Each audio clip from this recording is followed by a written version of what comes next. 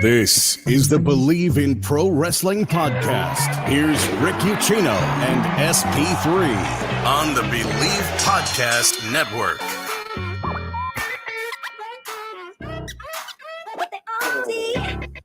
And what is going on, everybody? Welcome in to another edition of the Bleav in Pro Wrestling podcast, the live Tuesday edition. Here we are every single week, or at least we try to be, right around 2 o'clock, 2:15, somewhere in that window, whenever I can get off work. We're so, just meticulous in being consistent week in and week out. We really pride ourselves on that here on this show, but believe me, it's all my fault. SP3 is a total professional, and he's here every time. It's just whenever the hell I can get here, we're going to be on the air. But we are here for you to talk about all the big stories in professional wrestling this week, including what could have been Edge's final match, period, or maybe just his final match in WWE. The unfortunate Cash Wheeler situation after he was brought up on assault charges late last week. Kevin Owens is back in WWE after getting hurt, but is it about time that maybe he and some other folks move on to some new things? Shinsuke Nakamura and Chad Gable, their stock is rising. So is Rhea Ripley's, but is it rising so high that WWE's now booked her into a corner? And what should WWE do with Mick Riddle? We will be asking all of those questions and so much more today. First things first, SP3, how you doing on this fine Tuesday? You just got off of the Tony Khan all-in conference call. How was that? Was Tony Khan informed today? Was he fired up? Was he ready to go for the biggest pay-per-view in company history this Sunday night?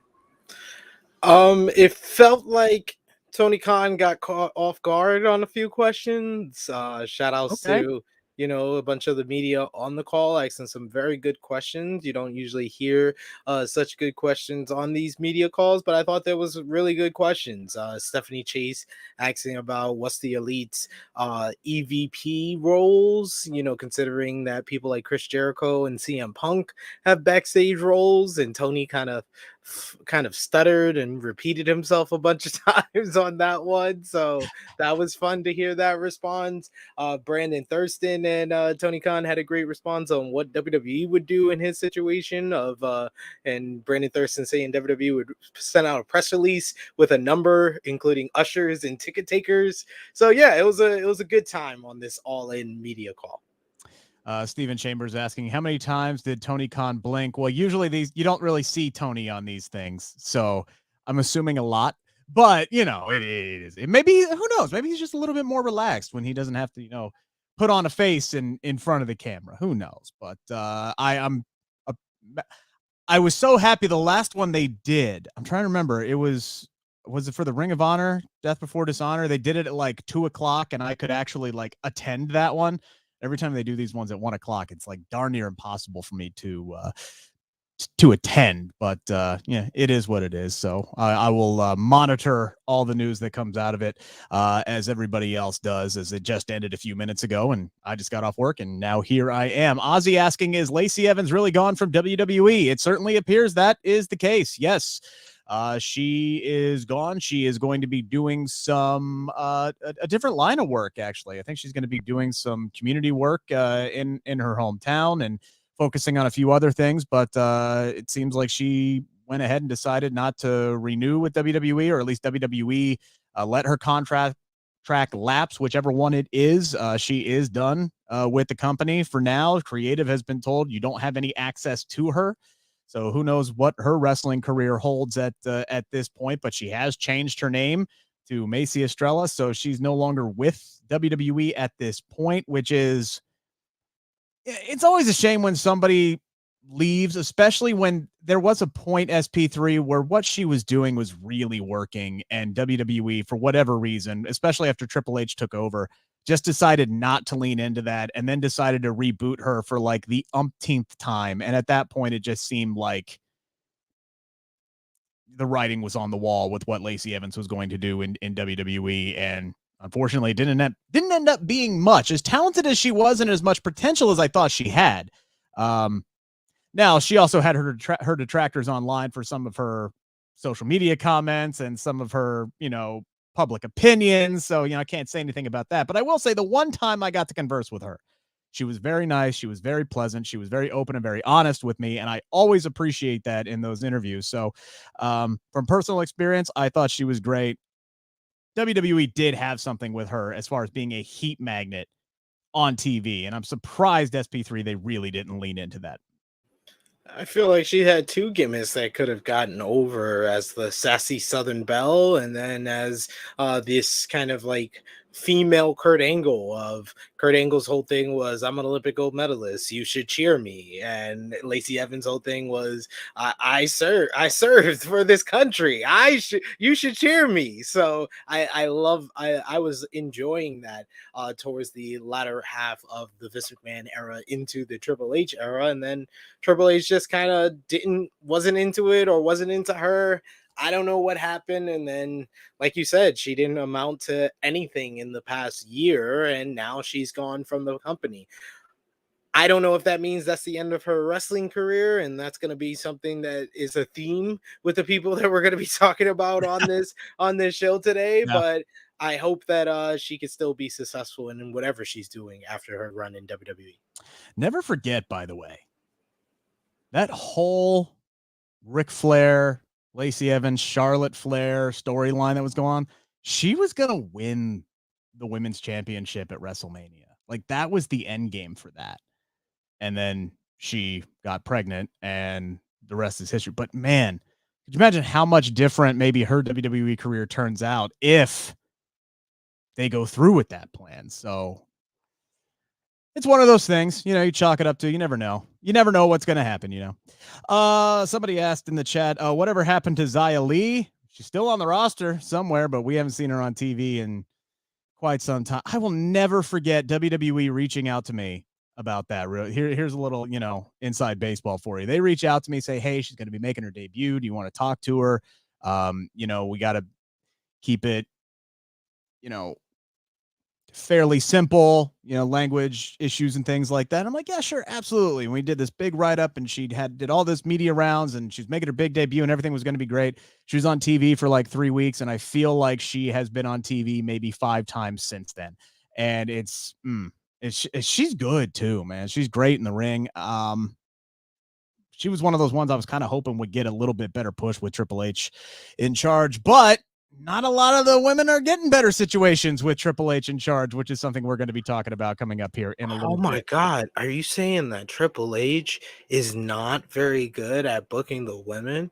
I feel like someone on this show has been saying that for nearly a year now. Yeah, he ain't doing a really great job at the moment. I will say that much. Before we dive into everything else, got to thank our friends over at Bet Online. They continue to be your number one source for all of your betting needs. Get the latest odds, lines, and matchup reports for baseball, boxing, golf, NFL right around the corner. Thank God. Bet Online continues to be the fastest and easiest way to place your wagers, including live betting in your favorite casino and card games. Available right at your fingertips. Very convenient. Head on over to the website, or like I said, use your mobile device. Sign up today. Get in on the action. Just remember to use our promo code Bleav, that is spelled BLEAV, for your 50% welcome bonus on your first deposit. Bet Online, where the game starts. We appreciate everybody who's in the chat asking your questions early. I love that. Appreciate that. Get them in. We'll try to talk about as many of them as possible throughout the entirety of this 45-minute to hour-long podcast, but hopefully we'll keep it on the shorter side today, because we all got lives to live, and we all got extra work that we got to do, because I have an interview with Renee Paquette that will be dropping tomorrow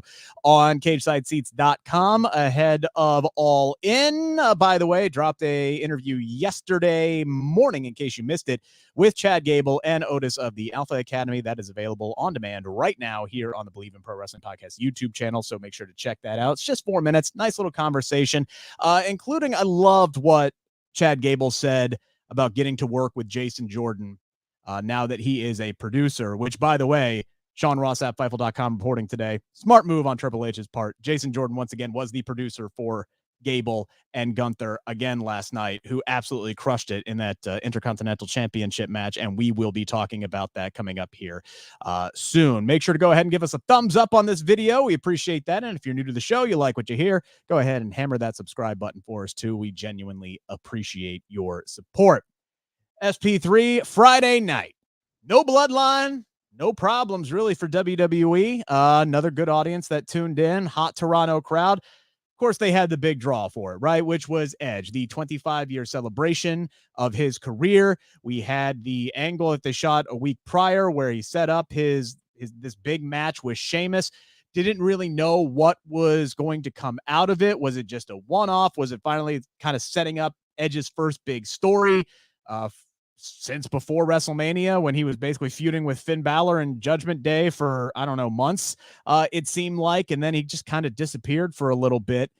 But then days before SmackDown broke, like I think it was like the day after our last show, rumors started reporting that this was going to be his final match. And he spoke about how didn't know if it was going to be his final match, but it was at least his final match on his current WWE deal. And SP3, you know what that means. Everybody starts sounding the alarms, and the speculation train gets a rolling right down, and it's starting to pick up steam already here, SP3, because there's at least an inkling or a feeling or a belief among some in both companies, again, according to Sean Rossap of Fightful.com, that while Edge says he has not made up a decision and his contract still runs through September, so don't expect him to show up at All In this weekend or even All Out in Chicago, right? Like, he's still got time. He just doesn't have any dates on his contract yet with WWE. But there is a belief among certain circles out there that going to AEW, another company for the first time in 25 years, is a genuine possibility for Edge. Now, he has said he does not have a full year left. That promo that he cut after the show went off the air, if you watch the whole thing, he says, look, I don't know if this is my last match, but this was definitely my last match in Toronto. I do not have a full year, another turn under the sun to come back and wrestle for you guys once again. So he was able to say goodbye to his hometown crowd. They gave him a hell of a response. And honestly, he and Sheamus gave them a hell of a show in that main event. Some great false finishes, the great emotional hug at the end. If that was Edge's WWE send-off, can't imagine a better way to do it for him. But the interesting thing is going to be what's next, if anything, SP3. Yes, what's next for Edge is very interesting. I think that it's definitely his last WWE matchup for the time being. I'll say ballpark until of this year. It's definitely his last WWE matchup of this year. Now it's all a possibility, and it might just be his last wrestling match of this year, period. But it's going to be very interesting if he decides that he wants to have a few more wrestling matches, because I do have it on some good authority. I've heard from a little birdie that told me that there is some type of agreement between good friends of Edge and FTR to have a tag team matchup of Edge and Christian versus FTR. It was never said where that match was going to happen. Yeah. But when FTR re-signed with AEW for 4 more years and say that's their last contract of their wrestling career, Christian Cage is very up there in years. He's in his 40s. He just came back from, a career-ending injury to have this run that he's having a great time, and one of the best heels in the business over on AEW Collision in All Elite Wrestling right now. You would think that it would be in AEW, especially considering the fact that Edge just had his final WWE matchup. It's just how tight is that pact? How important to these guys is that pact? How important to Edge? Does he want to go out the way he did and in Toronto? That felt like the nice little bow on a great career in WWE, a great comeback to WWE since 2020, even despite having injuries and layoffs and multiple returns since his initial return in 2020. It would be a nice bow to end it here, and I wouldn't mind if it's just a 5-match contract with AEW. Even if that, but a 5-match contract with AEW, and you spread it across a year, You give me Edge and Christian versus FTR. You give me Edge and Christian versus the Hardys. Like, he's the only missing piece of these guys that were the TLC 3 that hasn't had a run outside of WWE. And I think that, I watched the video package for Edge, and I've been down this road for Edge. I was the kid in junior high school that was doing 5-second poses in the back of the class because I'm a class clown. And Edge and Christian were like, when I think about like my love of heels and wrestling, it all starts with like Edge and Christian, Kurt Angle. Like, those were my guys. So I've been a huge fan of Edge. And I think that my whole campaign or my whole mantra or motto or opinion of Christian being better of Edge really starts when Christian goes over to TNA, because I got to see him in a different light, got to see him outside of this bubble of where you can only do certain type of matches in WWE. And you could see him do different type of matches, see him work with different type of performers, So I think I appreciate those guys. I appreciate Bubba Ray Dudley a lot more now that I saw him as Bully Ray in Impact Wrestling. Even someone like Devon Dudley, who didn't have a great run in TNA, just seeing Team 3D together have great matches with the Motor City Machine Guns and teams like that. That made me see them in a different light. Same thing with the Hardys, Big Money Matt, Broken Matt, Jeff Hardy and his runs in TNA and stuff like that. So all of that, what I'm saying is that as a fan of Edge, I kind of want to see this. I want to see Edge outside of this WWE bubble, and I don't care if I have to call him Adam Copeland for it. Yeah, and that's the thing is like his presentation, his character, his ring gear, like everything would have to be like a complete like redo, or at least just different enough, right, to avoid any kind of copyright things, because WWE owns the name Edge.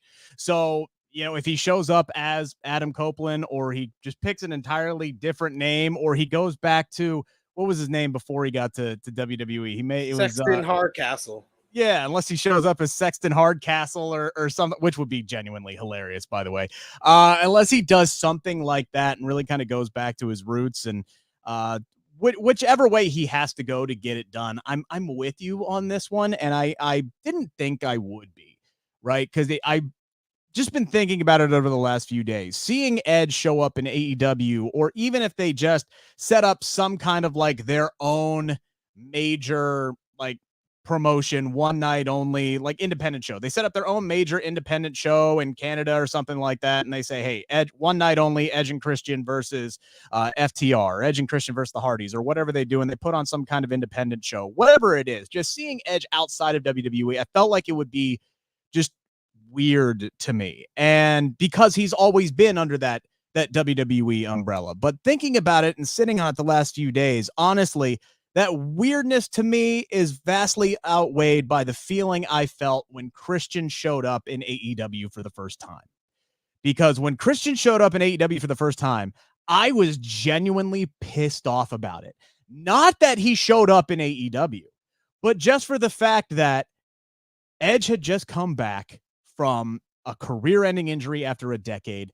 Christian does the same a year later. They both show up in the Royal Rumble. We get this great moment where Edge has been getting his ass kicked for felt like an hour, and he finally sees like he's hallucinating, like this long lost friend of his, like his guardian angel shows up in the ring to like help him out, and it's his old buddy who is also retired due to injuries, and he just gets this perfect smile on his face, because Edge is one of the all-time great in-ring storytellers, right? His facial expressions are top-notch, and the smile that he had on his face was perfect.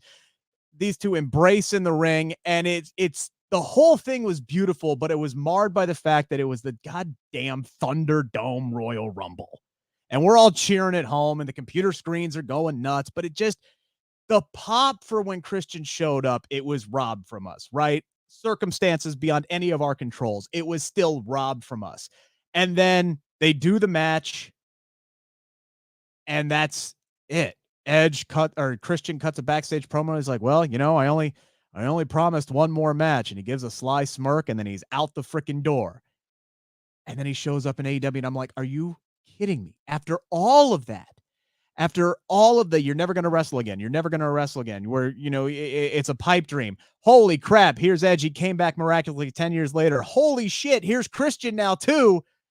Oh, wait a minute. These guys are never going to tag again. They're never going to tag again. Like, are you kidding me? Give me one damn match. Well, now SP3, they can give me that one damn match. It ain't going to happen in the WWE. Like you said, the only places this can happen is in AEW, or if Tony Khan lets him go have an independent show. But if Tony Khan's a smart businessman, ain't no way he ain't having the final Edge and Christian versus the Hardys, not under his AEW umbrella. He is a smart businessman. He's going to hand Adam Copeland a blank check and say, all right, 3-match deal. Who do you want? When do you want it? Sign away. We'll fill in the rest later. Like, that's how Tony Khan should approach this, because those are going to be big time matches. And if that's what Edge wants to close out his career, AEW is the only place that he can get it done. If he wants to wrestle FTR, if he wants to wrestle with Christian again, if he wants to wrestle the Hardys again, if he wants to wrestle anybody else, any of his buddies on the scene. I mean, he ran through a lot of his bucket list in WWE already. It's all about what he wants to do. And if he wants to go back to WWE to have one more WrestleMania match or whatever it is, great. But if he wants to do one last go around the sun with his old pals who helped revolutionize tag team wrestling and ladder matches and go out that way, great. I'm cool with it. Or, you know what, SP3 may not be the sexy option. He could also just be done. He could just be done, and this really was his last match. Either way, I feel like whichever decision he makes, I'm fine with it. Yeah, I'm happy for him either way. I'm happy for him because, like I said, that was the perfect way to kind of seal the deal, go out with a great match against a first-time opponent, someone that he had a personal connection with in Sheamus. So I thought it was a good way to go out. So I would be fine if this is it for Edge, but there's a part of me as a fan of him, I just need to see it one time on a big stage. Stephen Chambers saying Edge is all elite. Wouldn't mind seeing the Brood versus House of Black. That's kind of an interesting dynamic because you really could do some kind of Edge, Christian, and the Hardys, the original Brood and the new Brood, and maybe House of Black adds. Maybe they get on by the time this rolls around and it's possible Andrade is part of House of Black or somebody else is part of House of Black. Maybe there's a direction they could go there. That would be interesting. For sure. A saying Edge has a lot of thinking to do, and I'm sure he does. I genuinely believe him at his word when he says he does not know what he wants to do. Like you said, SP3, there may be a pact between friends that they've talked about this and they want to do this, but ultimately Edge could decide, nah, I think I'm good. I think maybe I don't want to do it. But if you asked me today to put like an odds on it, I would say I'm about 60% sure he's done with WWE. He's out the door and he's going to go have the retirement tour with his buddies and call it a day. MCAS saying SP3, can Devon take bumps? Can Devon take bumps? I know Team 3D at Impact 1K, so one time only TLC at Full Gear, Hardys, Edge, and Christian in the Dudleys. I don't know. I mean, if they're going to write Bully Ray a check, he'll talk Devon into come on. One time, don't do TLC. Don't do TLC though. Yeah. Don't do TLC. No, they're not at their age. MCAS. You were on to something before you said TLC. But yeah, Devon is apparently going to be taking bumps. He's going to be on the Impact 1000 with Bully Ray, Team 3D reuniting. So maybe it's their audition because they know something that we don't know. Maybe everyone, all of these guys know something we don't know, and they know Edge is on his way. Man, like trying to think back like 20 years ago, like we wouldn't even have the concept to have this conversation, but just think 20 years ago, we would be in the future now on August 22nd, 2023, talking about the possibility of one more Edge and Christian versus the Hardys versus the Dudleys match. Like wrestling today is just, you literally never know. Like that is such an overused term saying in wrestling nowadays, but seriously, never say never. You just never freaking know. Hell, Sting is still wrestling at age 3? Is he 63? Is that what it was? I can't even remember. 64 at this point. Frantic World, I thought Devon said he was done with wrestling. Yeah, of course he did. Edge was done with wrestling. Yes, Christian was done with wrestling. Yeah. Everybody's done. Shawn Michaels said he was never coming back, and then he got that Saudi check slapped in his hand. Now I believe Shawn Michaels when he says he's done. Bryan Danielson said he was done with wrestling. CM Punk said he was done with wrestling. And there was a time I bet CM Punk genuinely meant that too. People's minds change over the course of time. Of course, we're sitting here talking about Edge and Christian versus FTR. That's assuming, that's assuming a lot of things unfold certain ways surrounding Cash Wheeler following the very sudden and just frankly disappointing news when this came out on Friday, SP3, that he was arrested for aggravated assault with a firearm. Now that reads a lot worse than what it actually was alleged to be, right? Because you read, at least me, right? Like I read aggravated assault with a firearm. I feel like he at least fired a shot, or he pistol whipped somebody, or he made some kind of physical contact. To me, that's what assault means. But under Florida law, this was genuinely just pointing a gun or flashing a gun with the intent of harm, right? So it reads a lot worse than what it sounds like. Now, what the actual police report says still is rather disturbing. And just the quick sum up of it is Cash Wheeler is accused of speeding throughout traffic on a highway in Florida. Driver decided to get over. He allegedly, very important word here, allegedly got over onto the shoulder to pass this guy. And as he was passing him, was pointing a gun out of his window at the driver of the other car. And then the driver obviously slammed on the brakes, slowed down, followed Cash, snatched his license plate and sent it to the cops. And now here's where we are. You were on the Tony Khan media call. He was asked about this right off the bat. And basically the sum up is he's expected, Cash Wheeler is, to still be at All In this Sunday. Tony says right now they just don't have enough facts and enough evidence for him to merit pulling him from the car, but basically he's going to continue to monitor the situation. Did I sum that up accurately enough? Pretty much that's what he said. So I was happy that it was brought up right from the onset, because it was kind of the big question in the room because of all the news from this past week.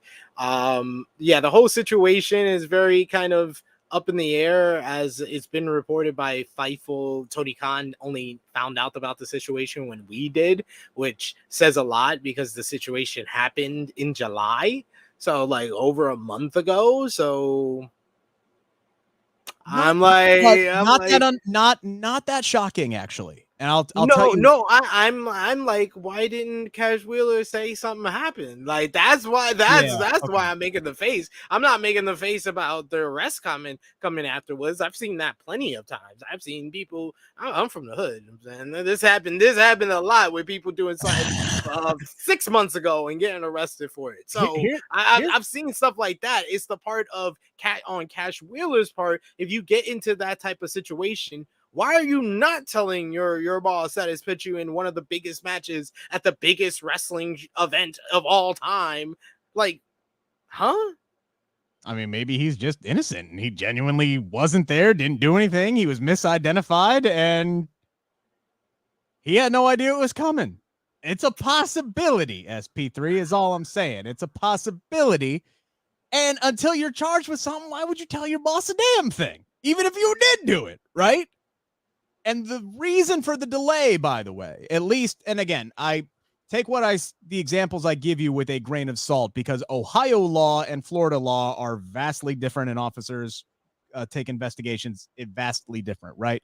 But this was like deja vu on Friday when this came out for me, because I literally had just spent an entire week on my day job for 700 WLW in Cincinnati covering a trial for Bengals running back Joe Mixon, who is charged with a misdemeanor charge of aggravated menacing. He was accused in a road rage incident back in January of flashing a gun at somebody in traffic. And he actually made allegedly a threatening remark, basically told this lady after he allegedly cut her off. So the story was he cut her off. She then responded by flipping the bird and calling him a bitch, which, hey, good on you. Great, whatever. And then he apparently flashed his gun and said, I should pop you in the face. The police can't do nothing about it. Like that was something along those lines. That was what he was accused of doing. So all of that, this interaction, by the way, was captured on street cameras because it happened in downtown Cincinnati. So this dude was not even flying down the highway. I want you to keep that in mind, okay?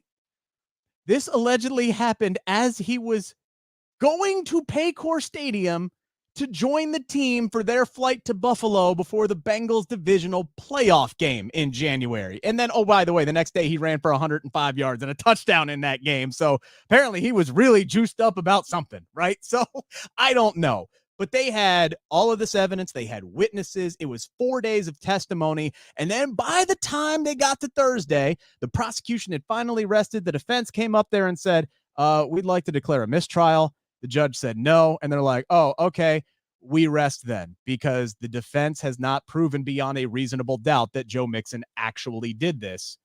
And then Joe Mixon was acquitted or found not guilty, because you have to be found guilty beyond a reasonable doubt. Is the prosecution's obligation to prove that you were guilty, not the other way around. You are innocent until proven guilty. So that's the situation that Cash finds himself in. And by the way, the story about Joe Mixon didn't come out until 2 or 3, maybe even 4 weeks later. The charges were announced because he's a high-profile individual, and police departments have policies in place that they have to be really, really meticulous on these types of investigations before they just throw out accusations and charges for the public eye. So that might explain why, in Cash Wheeler's situation, there was some extra time between when the incident allegedly happened and when the charges were actually filed. So that's kind of what the situation is and where Cash might be sitting here as far as what I understand is that the charges were made on Friday morning, and that's when the whole thing, the release that was been on social media that came out that was posted and stuff. But like, I think MCAS said it before Friday, he was arraigned in early August. So that's why I was like, you got to tell your boss something. Yeah, at that point, you got to tell your boss by that point. Like, come on. Like, that's why I'm saying there's a little bit of fault here, because there's always a little bit of fault, even with the timeline of the whole story of Cash flashes the gun at the person. Another, I don't know if it was that person that saw him flash the gun or another person went up and got his license plate when they pulled off. So we don't know for sure if it's the same car. Like, we just say they got the license plate. According to the police report, it was. According to the police report, they were both heading for the same exit, and Dude Bro got off behind Cash and was able to grab a snag of the license plate. So, I mean, I don't know. There's a lot of wonkiness in this story, but hey. I mean, this lady, right, in the Joe Mixon situation, this part of the reason why the defense was so adamant to have the case thrown out is because this woman could barely positively identify Joe Mixon sitting still at a traffic light. We're supposed to believe that this guy can positively identify Cash Wheeler speeding down the highway with if there's a gun in my face, I'm looking at that and that only. There's so many people who want to rush to judgment on this and want to say you need to pull Cash off the card. You got to change it. It's not that simple for Tony Khan. It's really, really not. And in these kind of he said, or he said, she said situations, it's never clear cut. And it's going to be really, really hard for any kind of prosecutor to find guilt on Cash Wheeler in this situation. It's yeah.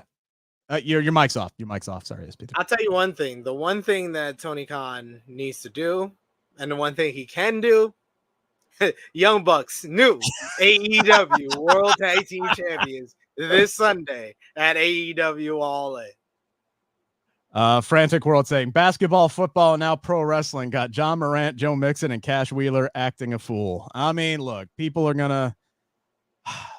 do dumb shit on the highway, SP3. I will say that much. And this is why I don't flip anybody off anymore. Like, I just don't. I will not flip anybody off. I will not scream at anybody, or at least in a case where they know I'm screaming at them. If somebody pisses me off on the road, SP3, I will start screaming, but I will just start looking randomly around so they can they just don't know why I'm pissed off. Like, genuinely, like, I don't trust anybody at any time in anybody's car. I don't need to get shot over somebody cutting me off. I really don't. People do dumb shit on the highway. I mean, all I can say is fear the revolver. Just flip. I mean, no flips, just blicks.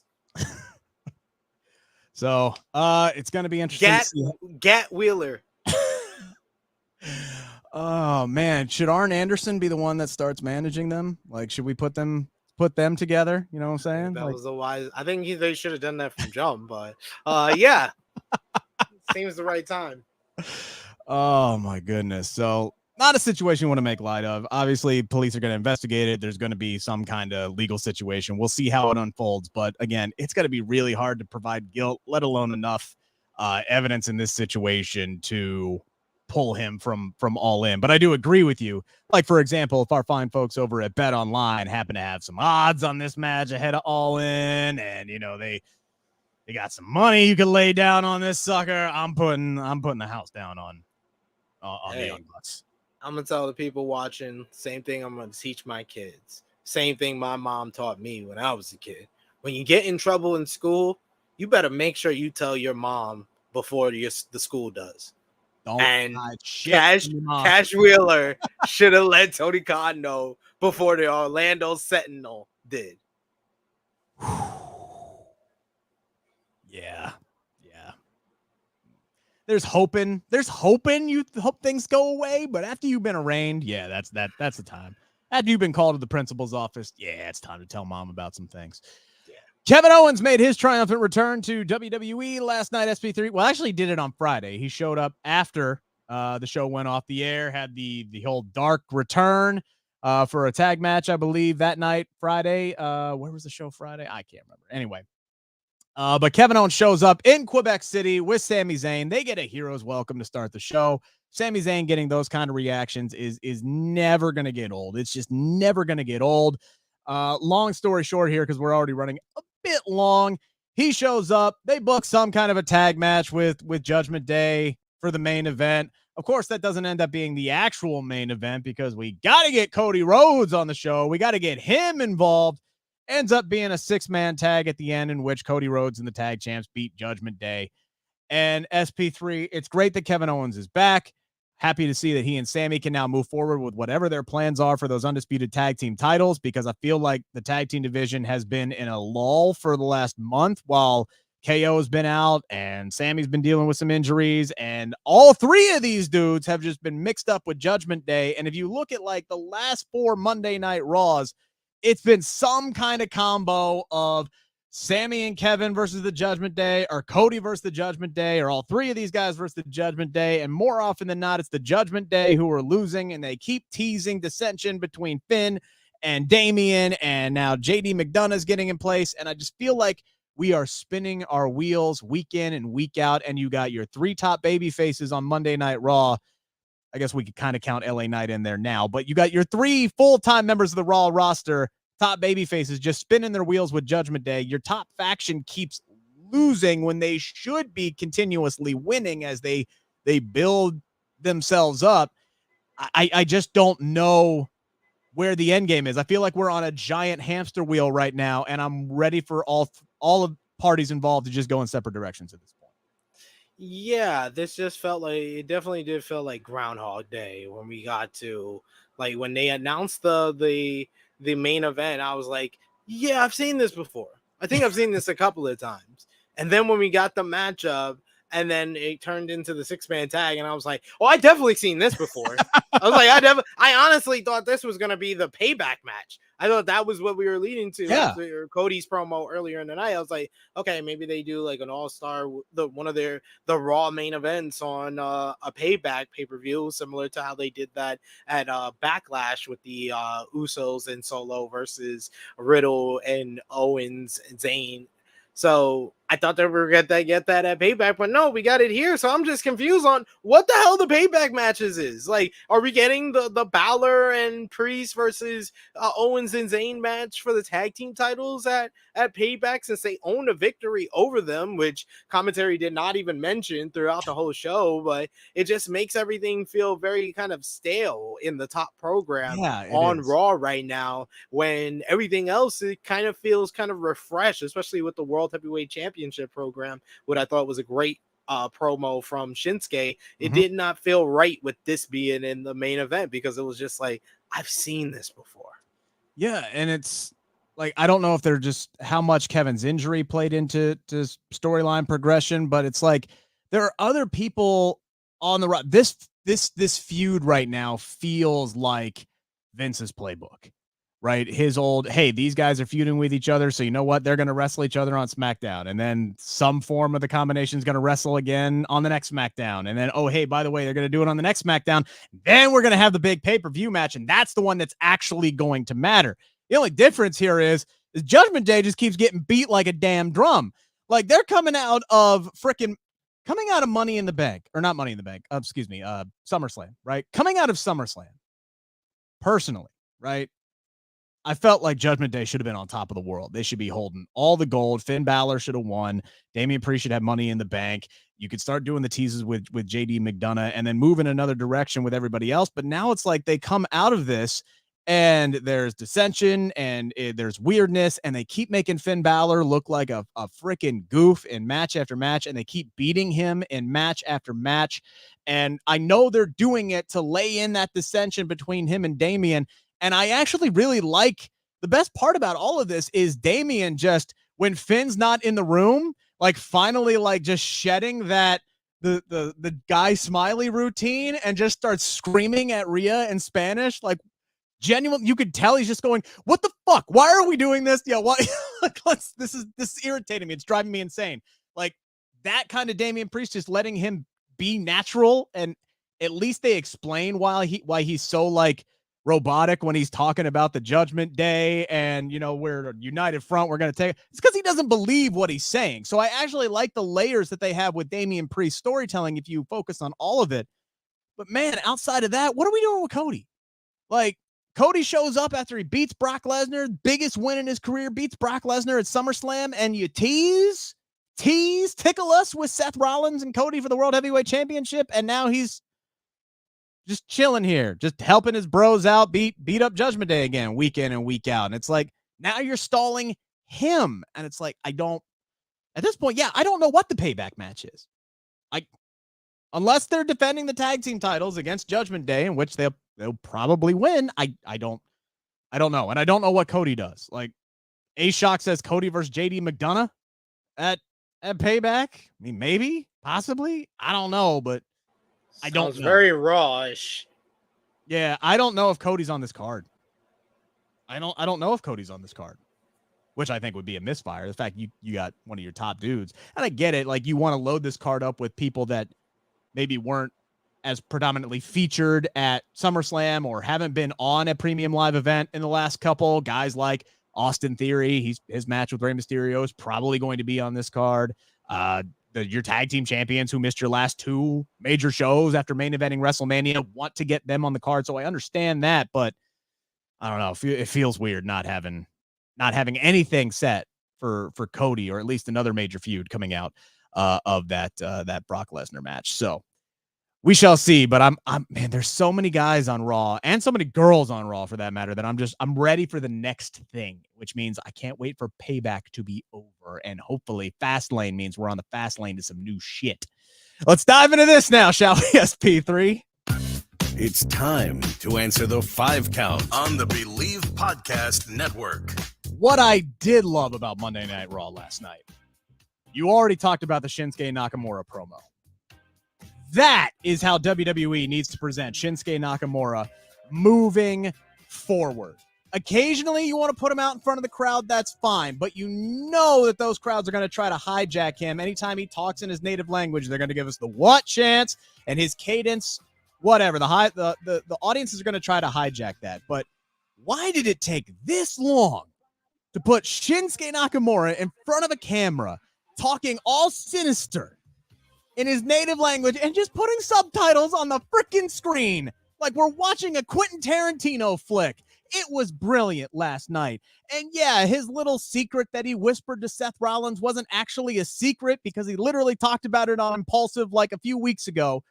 But I loved the psychology of it. I loved the thought process of it, the sinisterness of it from Shinsuke Nakamura to go, I know your back is messed up, and I know how bad your back is messed up, and I am going to fully take advantage of it for you and just end you to capture a world championship. I loved that, and I loved Seth's response, and it has really fired me up to see this fresh direction and this fresh world title program after Seth honestly was spinning his wheels for Judgment Day for the longest time, and Finn Balor for that matter. Now that personal feud is in the rearview mirror as Finn moves on to whatever he's doing with Damian and the rest of everybody and JD McDonough. This feud feels great. It feels fresh. I'm interested in it. It has my attention, as does Chad Gable and his run to try to capture the Intercontinental Championship. Again, I dropped an interview with him yesterday. A singles push is something that he has been begging for. He feels like he could be the guy in this company if given the opportunity. His last big singles push, and really his only singles push, was that Shorty G shit. And yeah, he won. He made it to the finals of the King of the Ring, and he beat the King of the Ring, Baron Corbin, that year at Hell in a Cell after he lost the tournament. But I mean, other than that, never went anywhere, never got a title shot. As a matter of fact, last night was only his second ever televised shot at a singles championship in his entire 10-year career with WWE, and he's way too good for that, SP3. But not only that, he beat Gunther. Sure, it was by countout, but honestly, that was the best use of a countout I have seen in a long time. It was a great way to protect Gunther's title reign, which I still think is going to get to the record-breaking moment, which means he's going to retain at Payback. Or is he? I don't know. They've created this sense of doubt, and I love that. So I'm going to ask you the question here, SP3. Who is a bigger threat to steal some singles gold out of either of these two feuds? Is it Shinsuke Nakamura taking the World Heavyweight Championship, or is it Chad Gable winning the Intercontinental title from Gunther maybe days before he breaks Honky Tonk Man's record? If we're just talking about at Payback, I would say Shinsuke Nakamura. Surprisingly, I'm much bigger right now of a fan of Chad Gable's current work than I am Shinsuke. I totally agree. The promo vignette was the best presentation of Shinsuke Nakamura in WWE, period. Even as good as his run in NXT was, I thought this was the best presentation of him because it felt more akin to what he was as the King of Strong Style as a heel in New Japan Pro Wrestling. So he came off very well. He came off sinister. He came off evil, and he came off like he has a game plan and that he's playing mind games with Seth Rollins and that he's got another Seth Rollins skin by pointing out this injured back that Seth had to acknowledge that, yeah, he's right. And then he also had to acknowledge the fact that Shinsuke brought up his family and his wife and his child, and you could tell that he's needling and poking at Seth Rollins. So I like that. And it's basically this whole Seth Rollins run. I feel like it's Roman Reigns in the summer of 2022, where I'm like, okay, this guy's gonna do it. Okay, or the end of 20, this guy's gonna do it. And then eventually, when he beats enough people, I'll stop. I'll be like, oh no, Seth's gonna win, and then that's probably when he'll lose. But I like the fact that this is now the second challenger for Seth, where I'm saying, yeah, I kind of see him as a threat to take this title. So I think that Shinsuke has a better rating because Gunther needs to hit that record, set that record, the Honky Tonk Records, as the longest reigning Intercontinental Champion. If Chad Gable loses at Payback and then gets a third matchup, then he wins. Yes, because it'll be after he says no. Yeah, I mean, it's too good, and that's why I love the utilization of the countout, because you could still give Gable a big win. He's the first guy to beat Gunther on the main roster since Gunther came up from NXT. We're not gonna forget about that whole Survivor Series bullshit that happened, right? But like, forget about that. He's a completely different dude now, almost literally, right? He's half the man he used to be, and that I say that in a good way. But you give Gable a big win, it continues to fire him up, build up his momentum.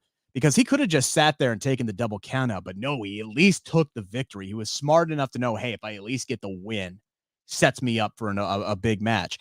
And I kind of like the idea of Steven Chambers here saying, depending on his health, wonder if Kurt Angle will show up ringside with Gable in his hometown of Pittsburgh.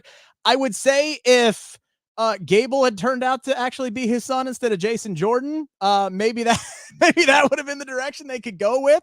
But I wouldn't be surprised if Kurt's on the show in some capacity. But then again, they didn't put Kevin Nash on SummerSlam in Detroit, which was interesting too. Actually, they didn't even return his phone call, according to Kevin Nash, which I thought was even more interesting, honestly. But long term, I will agree with you, SP3. I think it just makes too much sense at this point. You're so damn close. No one's ever been like this close in this millennium, right? Like no one's been this close this century.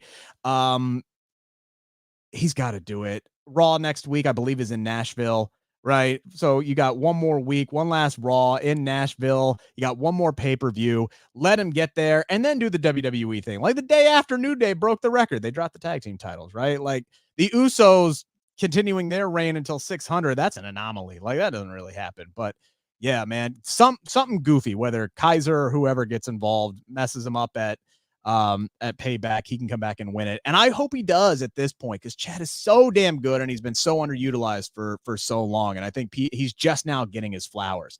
But Payback is concerned. Yeah, man, I got this as a coin flip.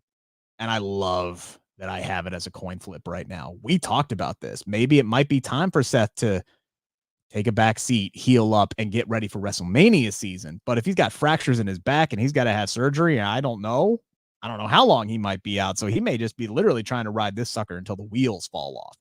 But part of me really wants Shinsuke Nakamura to win at Payback. But then again, I said the same thing about Finn Balor as well. We do know that Rhea Ripley will finally be defending her WWE Women's World Heavyweight Championship against Raquel Rodriguez here, SP3. But the last 2 weeks, she has continued to just dominate the competition. She crushed Candice LeRae last night, Indy Hartwell before that, Natalya before that.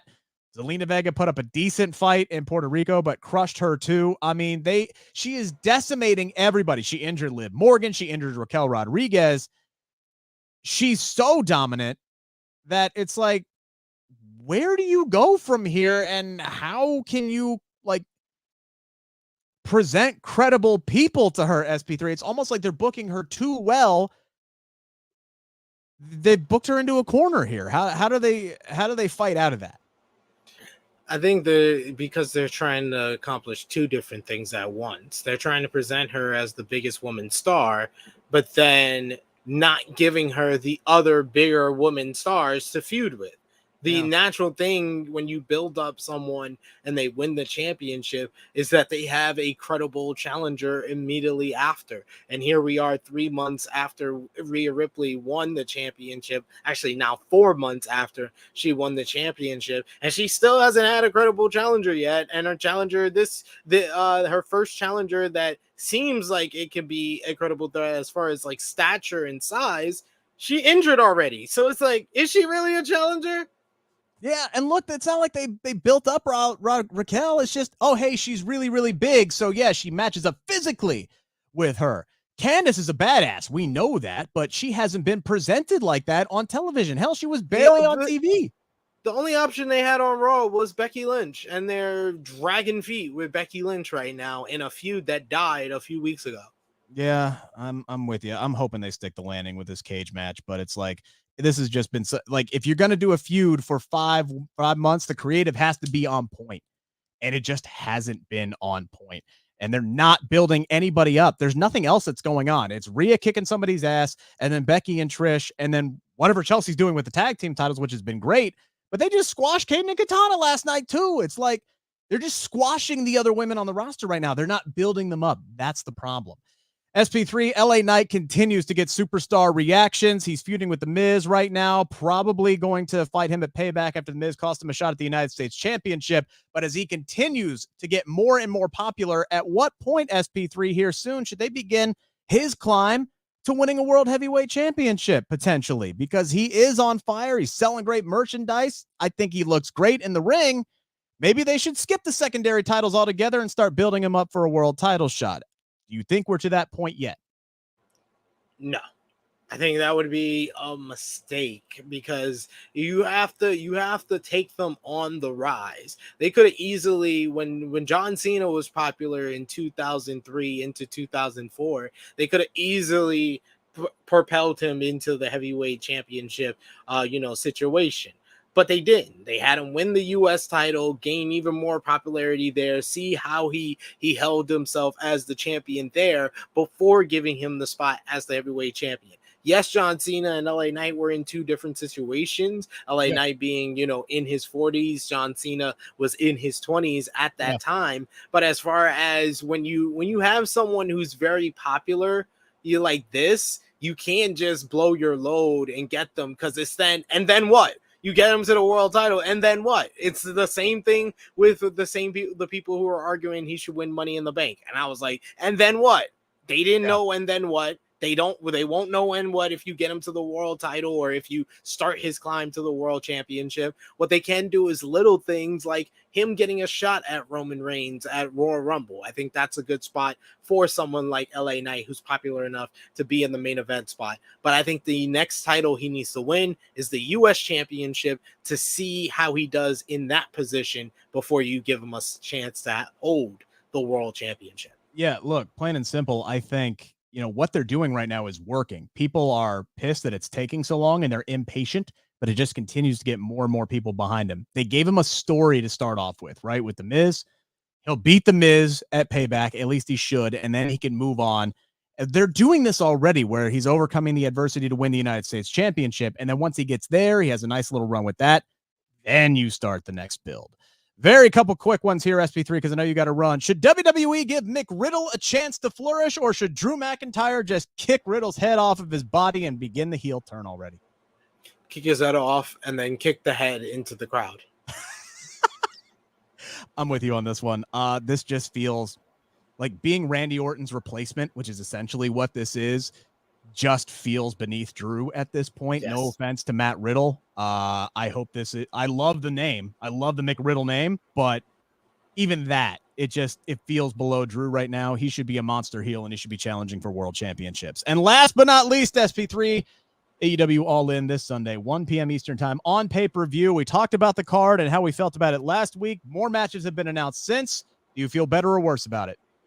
I feel better about the card. I think they have done a superb job of building up a high caliber main event matchup with MJF and Adam Cole. I thought MJF's promo on Dynamite last week was one of the best babyface promos of the whole entire year, and it came from arguably the biggest heel in the business, you could have said a month ago, but he has flourished in this babyface role, and they have flourished together as tag team partners. And Tony Khan said it himself on the media call today. He said it's one of the best stories that they've ever done on television, and I agree with him. Yeah. So I think that you have that as the centerpiece. You got FTR and the Young Bucks, the biggest tag team match they could have possibly given us. You got Stadium Stampede with guys who are going to flourish in that type of stipulation, like Jon Moxley, like Eddie Kingston, like Orange Cassidy, Claudio Castagnoli. All those guys are going to shine, and I'm very interested in who's going to be the partners in that situation as well. You got Kenny Omega, Hangman Adam Page, Kota Ibushi, Jay White, Juice Robinson, Konosuke Takeshita in one matchup. There's a lot of history there, regardless of people who, thought that Kenny Omega should have a singles match on this card. That's as good of a trios matchup that you could have possibly put together on this card. So it's a minor kind of downgrade from what we should have gotten, which was Bryan Danielson versus Kenny Omega, apparently, according to reports, was the original plan. And I think everyone would feel a lot better about this card if it was that match instead of the trios matchup. But overall, if I had to give it a letter grade for All In, I would say B+, as far as in a short amount of time with a lot of obstacles ahead of them with injuries and people being away, they put together a very good card. Yeah, really my only complaint is the fact that they put Samoa Joe and CM Punk on this card for Punk's not real World Heavyweight Championship, which kind of telegraphs that Punk is winning that match. I would have much rather have had that match be for the Ring of Honor Television Championship. But that just to me tells me that there's no way in hell Tony Khan was going to book CM Punk to lose that match. So the interesting part about that is, does Punk get another chicken shit win, or does he actually find a way finally in his career to definitively beat Samoa Joe? Because there's no way that Joe is taking his real World Heavyweight Championship. I think that's my only complaint, is that just don't have that match be for any title, if that's what it is. At least give me the illusion that Samoa Joe can win. What do you got coming up this week on True Heel Heat?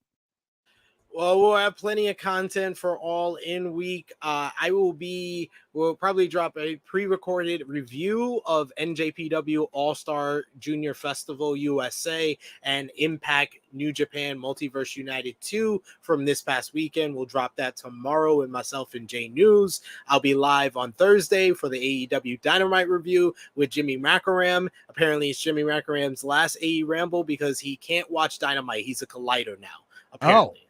Apparently that's the case. And also join us on Friday for our All In preview, Saturday, the True Heel Heat flagship podcast, and then All In watch along and All In review Sunday and Monday. There you go. All right. Follow him on the Twitter machine at True Heel SP3. Follow me at Rick Ucchino. Again, check out my conversation with Chad Gable, and Otis, by the way. Very short conversation, but a really good one. By the way, my Q&A with Maxine Dupree, which due to technical issues was not airable, I was able to get the quotes. You can find those on CagesideSeat.com. My pinned tweet right there. Great conversation with Maxine. She is just a lovely young woman, and I wish her all the best as well. My conversation with Renee Paquette is going to drop tomorrow on CagesideSeats.com. And I think, even though the audio was for my radio station, I might just try to find a way to put it on this channel as well, because it was a really, really fun conversation. And I asked her a lot of cool stuff, including about whether or not Edge might be coming to AEW, her fellow Toronto export, shall we say, because they no longer live in Toronto. Anyway, so all that's coming up here on Bleav in Pro Wrestling. Make sure to give us a thumbs up. Make sure to subscribe if you haven't already. Thank you guys so much. And we'll be back at you. I'm not sure when our next time is, because I need to discuss that with SP3. We'll let you know. Stay tuned. This is the Bleav in Pro Wrestling podcast, brought to you by Bet Online.